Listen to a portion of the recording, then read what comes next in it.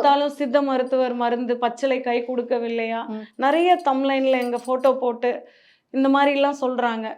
எல்லா அலோபதி டாக்டர்ஸும் அவர் இறந்ததுலேருந்து ஒவ்வொரு டாக்டர்ஸோட ஸ்பீச்சையும் நான் கேட்டுட்டு தான் இருந்தேன்.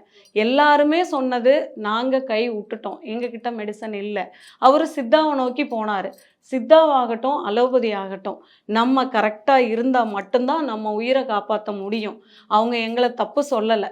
எல்லா சித்தா டாக்டர்ஸும் அலோபதி டாக்டர்ஸை தப்பு சொல்லலை. இப்போ நம்மக்கிட்ட உடனடியாக காய்ச்சலுக்கு மருந்து கிடையாது. போய் ஊசி போட்டால் 10 நிமிஷத்தில் காய்ச்சல் ரிலீஸ் ஆகுது. அதனால அங்கே கூட்டம். 2வது 40 வருஷத்துக்கு முன்னாடி இவ்வளோ ஹாஸ்பிட்டல் இருந்ததா? அன்னைக்கு இது இலை தலை கஷாயம். ஒரு சளி பிடிச்சதுன்னா உடனே என்ன பண்ணுவாங்க? வால்மிளகு குறுமிளகு சித்தரத்தை ஆடாத்தோட ஆடு தீண்டா பாலை போட்டு காய்ச்சி 2 சங்கடம் ஊற்றுவாங்க.